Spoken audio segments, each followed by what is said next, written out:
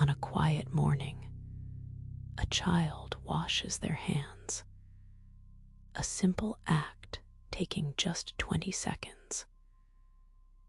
But this moment carries the weight of 5,000 years of human innovation and struggle.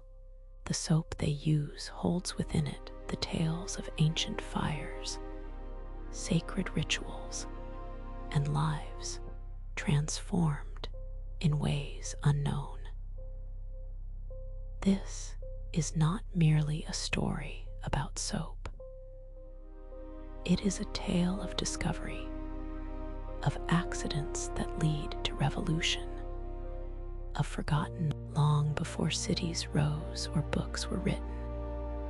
Humanity huddled around the warmth of fire. Fire was life itself, providing light, warmth, and the means to cook. Each day, people gathered by the flames, cooking meals and watching as the fire slowly dwindled. When the flames faded, what remained? Ash, soft, gray ash that held little significance for thousands of years.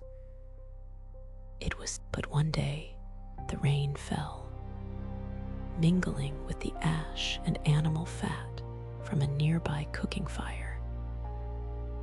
The water, ash, and fat fused into a soft, slippery paste. Perhaps a child touched it first, or a woman washing by the river noticed something unusual. Her hands felt cleaner, smoother. The dirt slipped away easily. No one could explain why, yet the sensation lingered.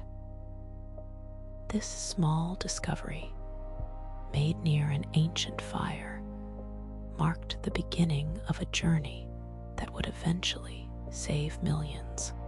The story of soap centuries passed, and people continued to use ash and fat for washing, yet no one documented it. Then, around 4,000 years ago, in a land nestled between the Tigris and Euphrates, a significant event unfolded, known as Babylon. This region was inhabited by meticulous people who inscribed their lives on clay tablets. Researchers uncovered an extraordinary find, a recipe not for food. This ancient recipe was simple. Combine water, ash, and fat from a cooking animal, mix, and soap is born. The oldest known soap recipe, nearly 4,000 years old, reveals an intriguing fact. The Babylonians did not use this soap for personal hygiene. Rather, it served to cleanse wool and fibers for textile production. At this point in history, soap was a tool for moving forward. We arrive in ancient Egypt, a realm of grandeur and enigma. The Egyptians erected colossal pyramids, believed in numerous gods, and their priests engaged in daily sacred rituals. Cleanliness played a vital role in these rites. Priests bathed multiple times each day, not from a sense of dirtiness, but from the belief that purity brought them. To the Egyptians, to be clean was synonymous with being good. Medical texts written on papyrus scrolls detailed recipes for soap-like substances made from animal fat and plant ash. These were utilized to treat skin ailments and prepare for religious ceremonies. In Egypt, soap transcended mere cleanliness. It possessed profound this connection between washing and something greater would echo through time, influencing cultures that followed. The Egyptians grasped an essential truth: what touches our skin matters. Although they lacked scientific understanding, they possessed wisdom that predates modern science, illustrating that insight can emerge long before. Now we journey to Rome, the heart of one of history's greatest empires. The Romans adored baths, constructing vast public bathhouses across their empire, from Britain to Egypt. These weren't just places to wash, they were social hubs where friends gathered, business was discussed, and time was spent leisurely. Romans visited the baths daily, yet, intriguingly, instead, they relied on oil, pouring olive oil over their skin and using a small tool called a strigil to scrape the dirt away. Though they were aware of soap and crafted it for laundry and hair care, bathing was predominantly an oily affair. A captivating legend tells of Sapo Hill, where sacrifices were made. Rain washed animal fat down, mixing it with ash, leading women washing nearby to notice their clothes came clean while the truth of this legend is uncertain. It beautifully illustrates how discovery often resides within the mundane moments of life. Following the fall of Rome, the narrative of soap nearly vanished. The grand bathhouses emptied, roads crumbled, and trade became perilous. Knowledge once freely exchanged, this period in European history, dubbed the Middle Ages or Dark Ages, cast a shadow over soap and cleanliness. Many Europeans during this time viewed washing as dangerous. Some believed that exposing the skin's pores could invite disease. Others thought dirt provided a protective layer, while some religious leaders labeled kings and queens, the most powerful figures of their time, sometimes endured months or even years without a bath. The stench of bodies and streets became unimaginable. Meanwhile, disease spread unchecked as plagues ravaged the continent. The link between filth and illness remained undiscovered. Yet, far from this darkness, the story evolved. The Arab world flourished in knowledge and discovery. Cities like Baghdad, Cairo, and Damascus became centers of learning, where scholars delved into medicine, mathematics, and chemistry. They translated ancient texts and established hospitals and libraries, all while the soap produced by Arab artisans was a masterpiece. They discovered that certain plant oils, like olive and laurel oil, created gentler soaps than animal fats. Infused with fragrances and colors, these solid bars became modern in appearance and functionality. Aleppo, in present-day Syria, gained fame for its laurel oil soap, gifted to others. Aleppo soap was recognized as something special. Meanwhile, Arab physicians emphasized the health benefits of cleanliness. Avicenna, a renowned doctor and philosopher, penned instructions on hygiene, advocating for regular washing as vital to health. He understood truths that Europe, through trade and the journeys of merchants and crusaders, this precious knowledge and exquisite soap found their way back to Europe.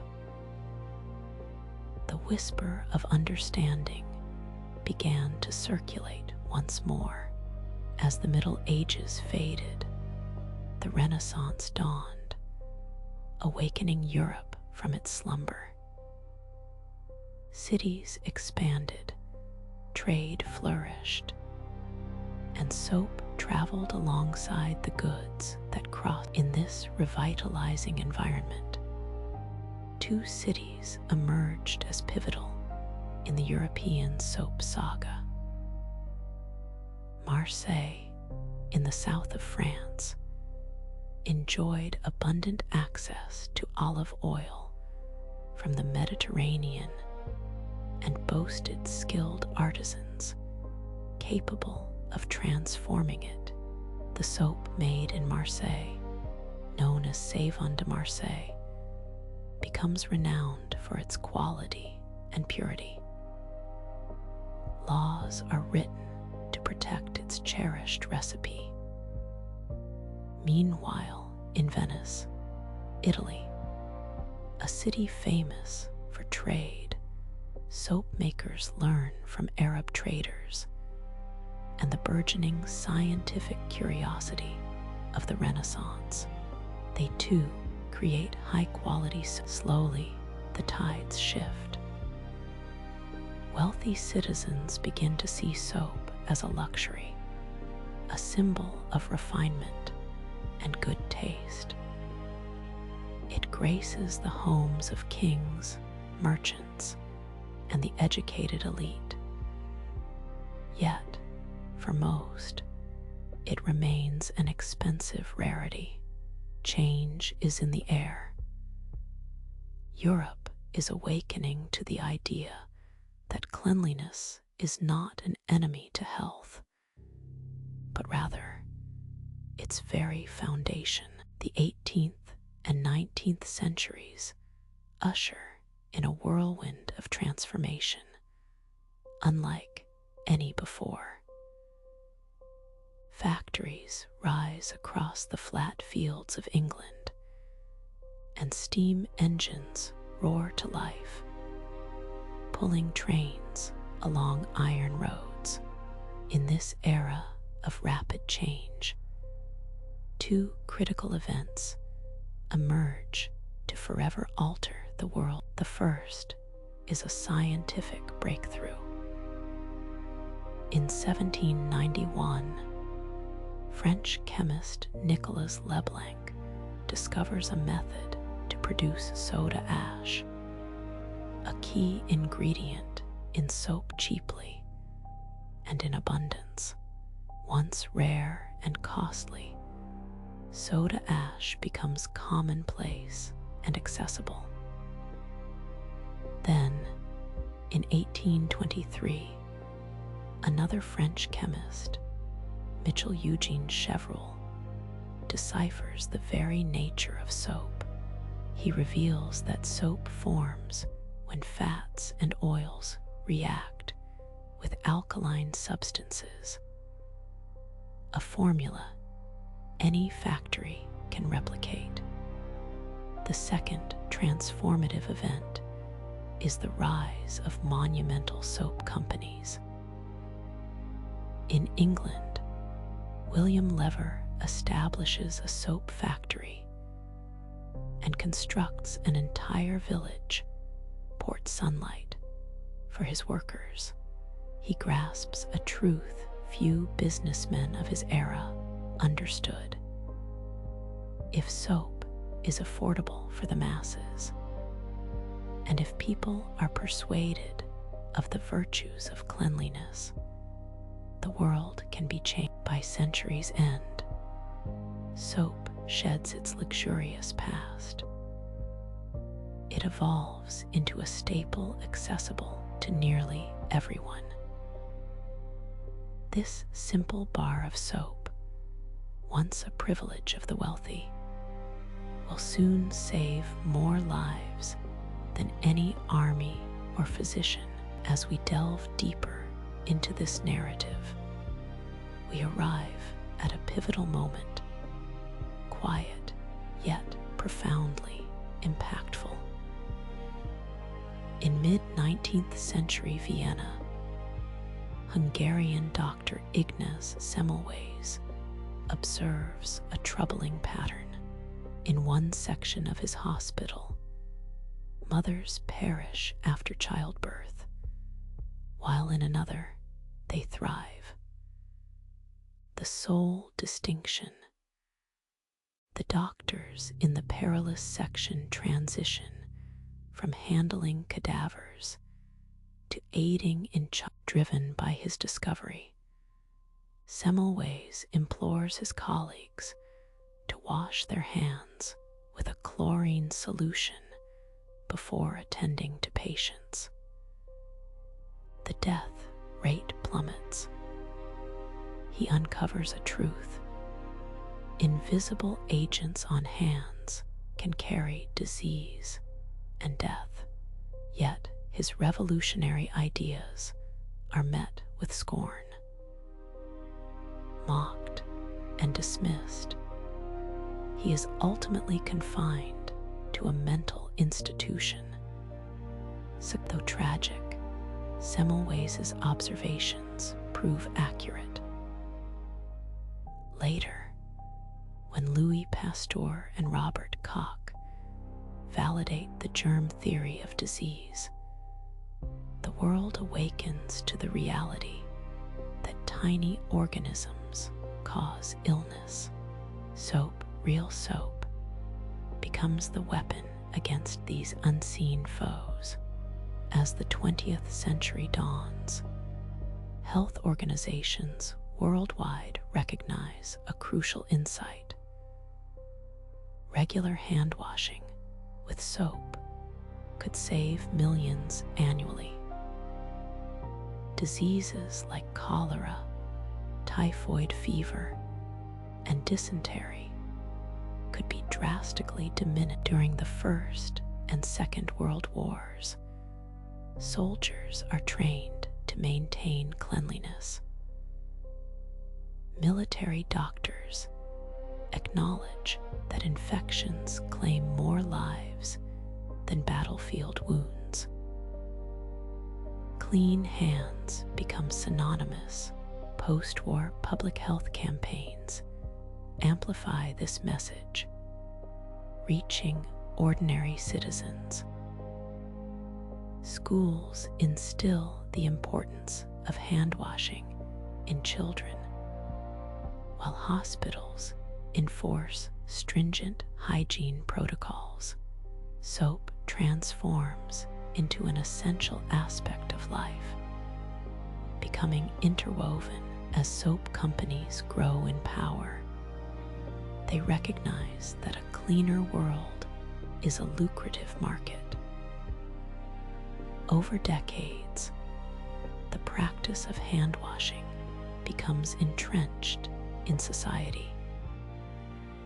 By the 20th century's close, hand washing with soap is celebrated as one of the most effective public health strategies. From the ancient fires that sparked a simple discovery to the clean bar of soap resting beside sinks today, the journey is profound. It teaches us that monumental changes often sprout from humble beginnings. A woman washing clothes in a river, a doctor analyzing hospital data, no one orchestrated the birth of soap. No one declared, "Today, I will change the world." Transformation unfolds gradually, spanning generations, cultures, and the history of soap illustrates how knowledge traverses boundaries, ideas flowing between people, nations, and eras. The Arab soap makers in Damascus shared their craft, while scientific revelations confirmed Semmelweis's keen observations. Each discovery is built on the shoulders of those. If you are absorbing this tale, you are part of this grand continuum. Learning English mirrors this journey of discovery, each word a step forward, each story a building block in your understanding. This is the essence of learning, one small revelation at a time, one quiet moment of clarity, one story listened to